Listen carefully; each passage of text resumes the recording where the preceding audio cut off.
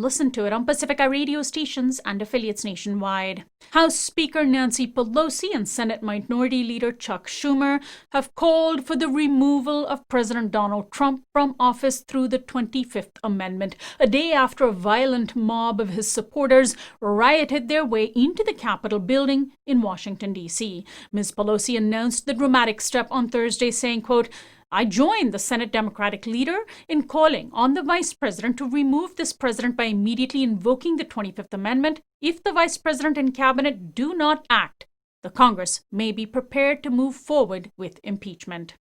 Lawmakers worked late into the early hours of Thursday to certify the Electoral College win of Joe Biden after the Senate chamber invasion interrupted them. My guest is Mitch Jesrich, Pacifica reporter, host of Letters on Politics, heard on KPFA and KPFK. He covered the congressional certification of Biden's win this week. He's also a veteran journalist on D.C. politics and had spent years in D.C. as well, frequenting the Capitol building, in fact. Welcome to the program, Mitch.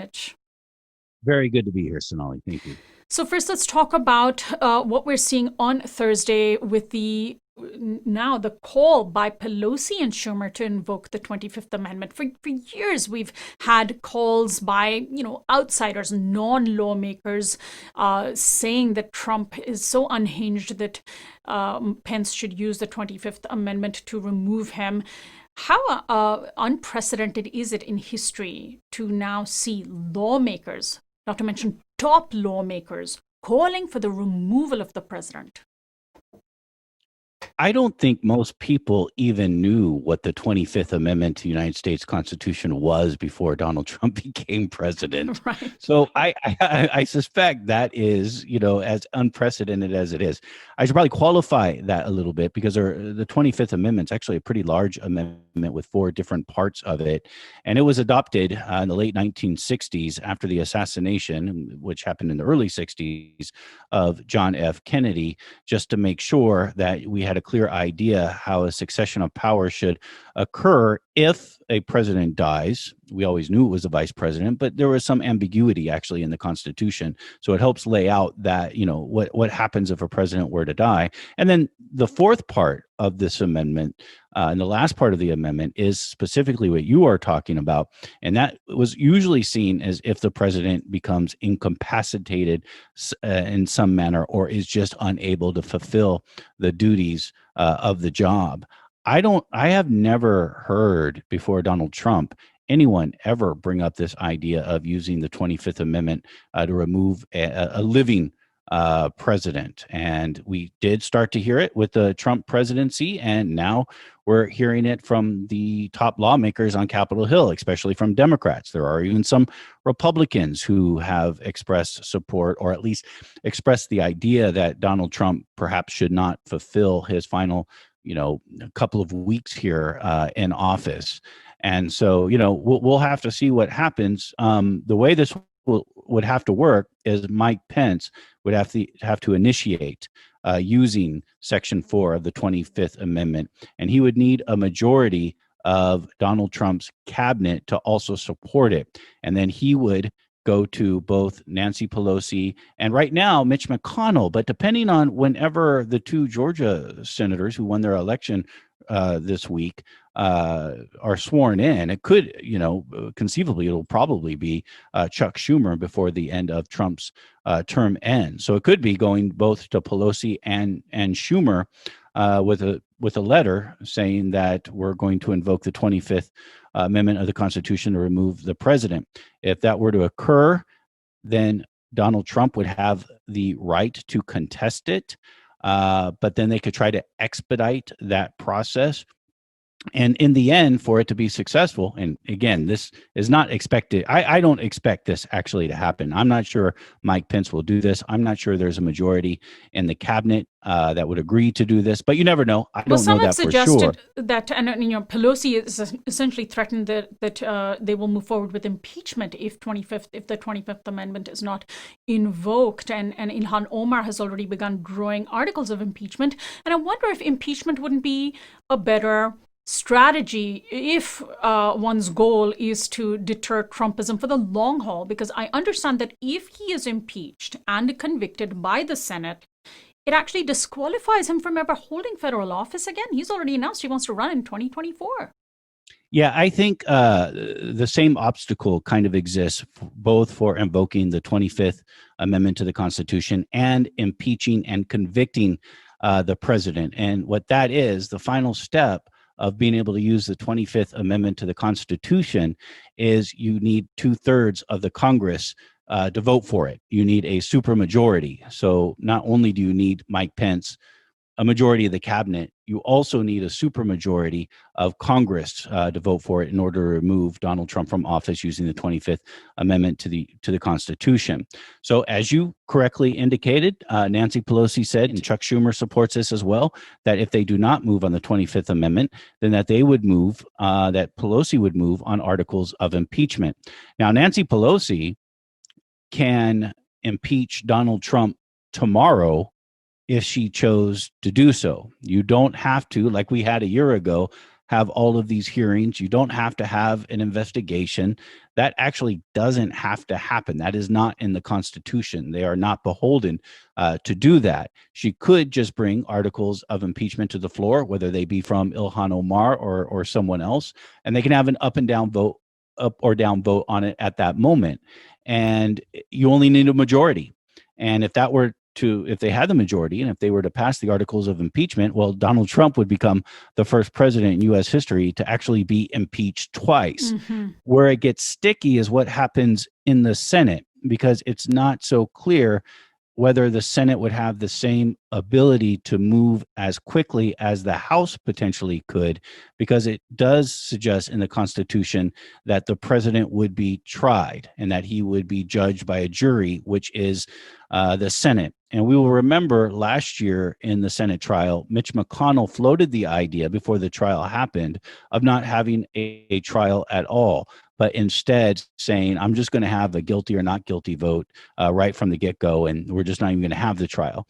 That caused concern and outrage, but that also was questionable legally speaking if he could do that. So they ended up having the trial. So I think that will be the complicated thing, is if they could actually get a trial in and done before the term ends. And maybe they could. I'm not saying they couldn't. Maybe they could. But after that, once again, just like you would need for the 25th Amendment in the Senate, you would need a supermajority of the senators to vote to convict the president in order to remove him from office. So, it's tough work ahead to make that happen. Lawmakers from both parties have done, it seems, far too little to address Trump and his violence for these past 4 years. It would be an easy case to make that they have let him off the hook and enabled him to foment the violence that took place on Wednesday. And on Wednesday night, it seems when lawmakers themselves, even those who have supported Trump so loyally, when they were faced with their own, with danger to their own person, seemed pretty shaken. Let's talk about the certification process that was interrupted on Wednesday, but then resumed late Wednesday and went into the early hours of Thursday. What did you hear from, folks like Senate Majority Leader Mitch McConnell, who has been one of Trump's strongest enablers, certainly in the Senate, his strongest enabler?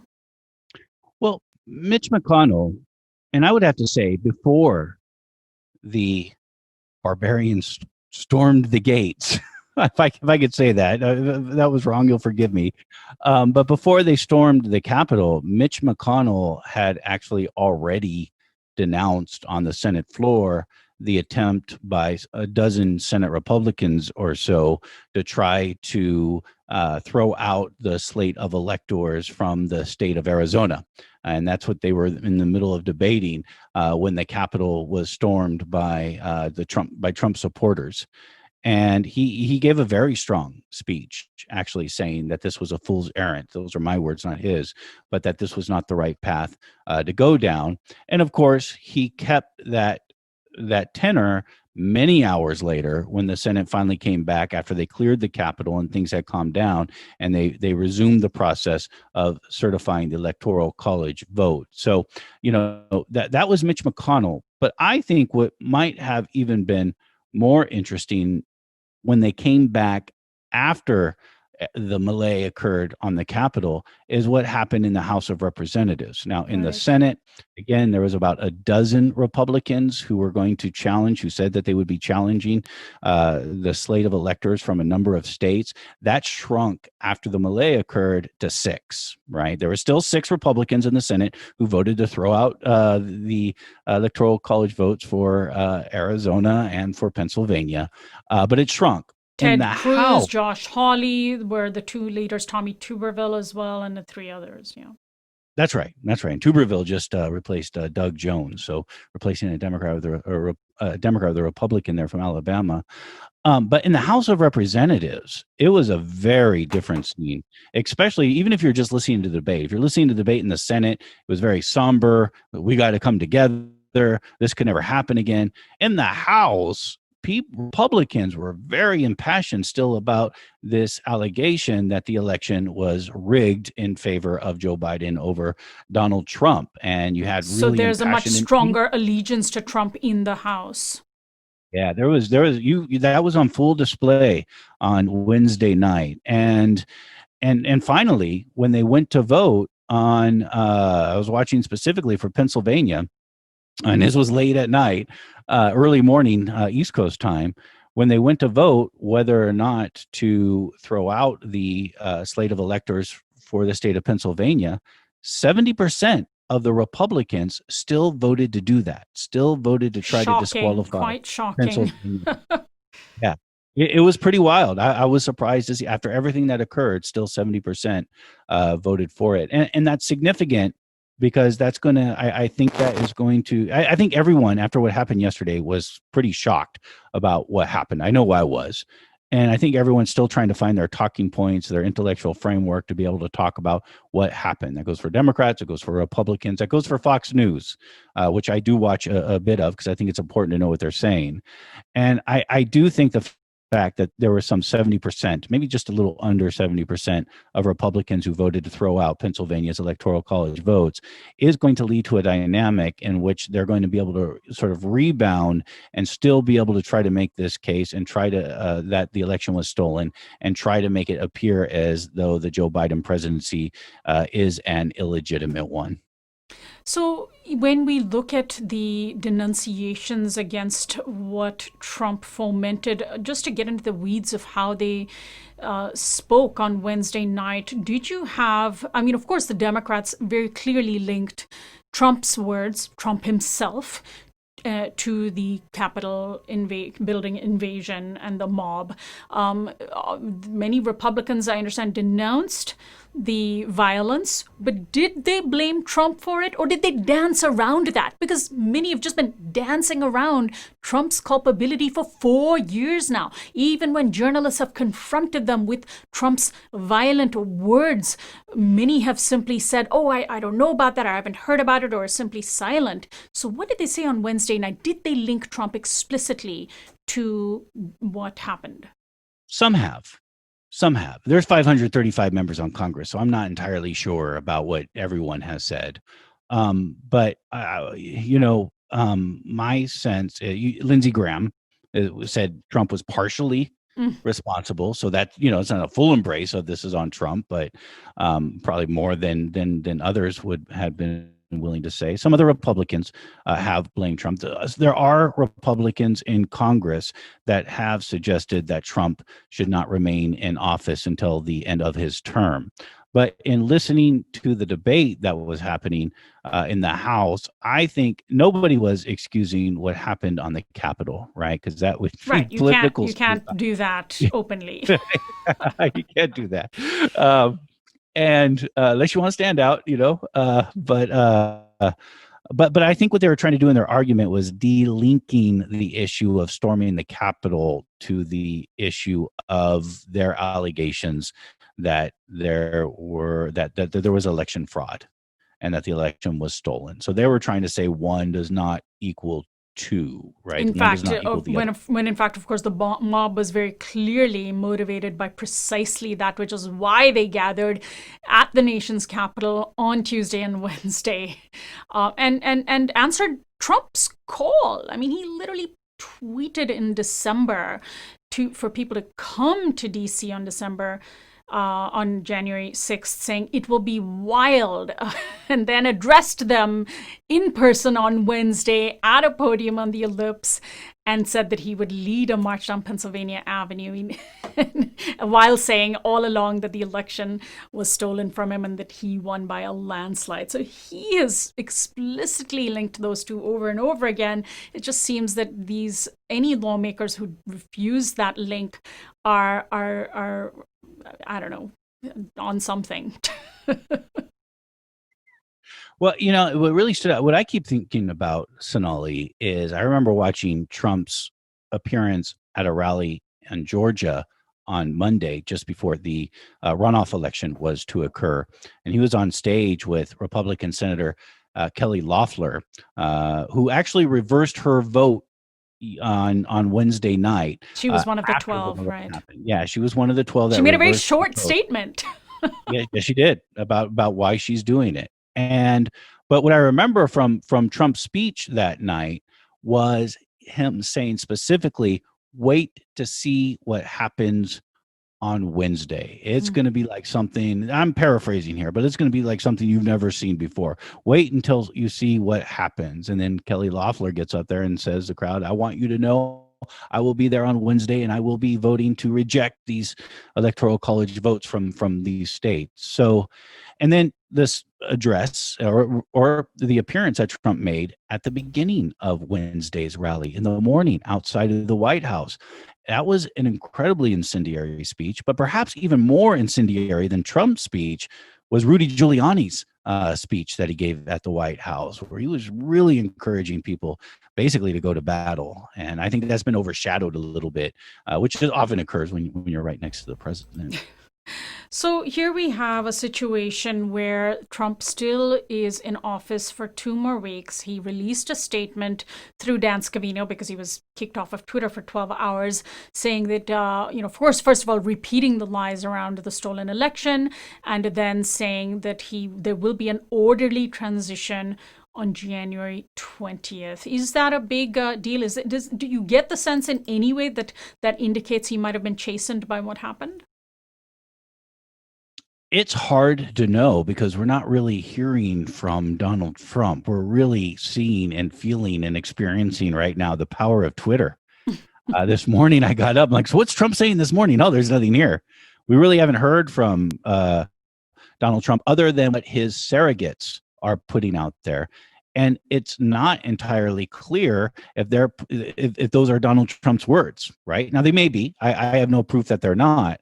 But it's not really clear if those are his words or if those are his sentiments or not. And we know that Donald Trump's temperament can change dramatically from day to day.